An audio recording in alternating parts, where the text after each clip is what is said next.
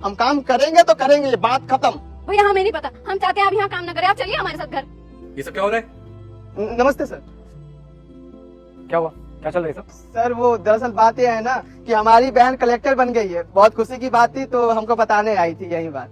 अरे ये तो बहुत खुशी की बात है, तुम कलेक्टर बन गए हो, congratulation. Thank you sir. Sir अब आप ही नहीं समझाइए ना, हमें कलेक्टर बन गई हूँ तो क्या जरूरत है इन्हें जॉब करने की। भैया ने शुरू से आज तक मेरे लिए सब कुछ किया है और आज जब मेरी बारी है लेकिन ये कहते हैं कि मैं नौकरी नहीं छोड़ूंगा, साहब के साथ गद्दारी नहीं कर सकता। अब आप ही बताइए इसमें गद्दारी वाली कौन सी बात है। राहुल देख, ये सही कह रही है, अभी शोभा थोड़ी नहीं देता कि एक कलेक्टर का भाई यहाँ सिक्योरिटी गार्ड की जॉब करे।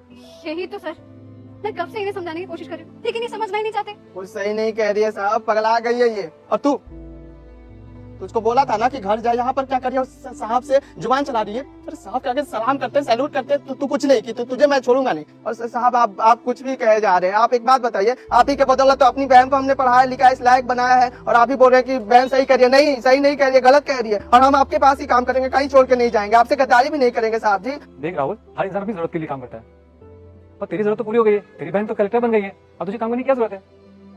अगर तुझे काम छोड़ के जाना है तो तू जा सकता है, मुझे कोई दिक्कत नहीं है। नहीं साहब, हम यहीं पर काम करेंगे। आप ही बताइए, जब भी एडवांस आपसे मांगते थे आप हमें दे देते थे, कभी चू चपड़ नहीं करते थे। आप इतने अच्छे हैं और आपके पास से हम नौकरी छोड़ के चले जाए? नहीं, हम नहीं जाएंगे नौकरी छोड़ के।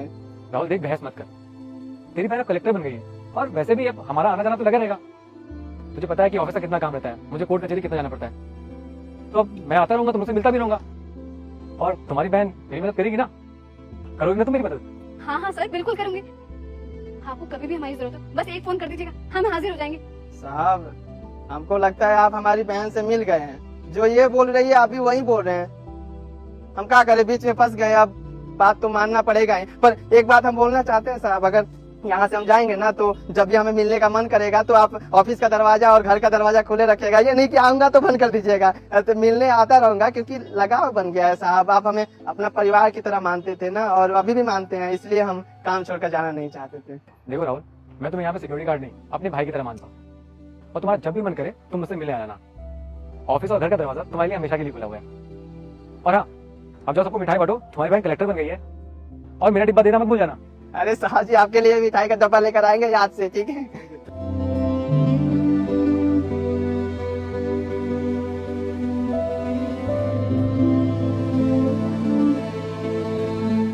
तू मुझे अनदेखा मत कर बेटा, आज जो तू मांगेगा वो मैं तुझे दूंगी। 2 घंटे में तेरी सारी मनोकामना पूरी होगी।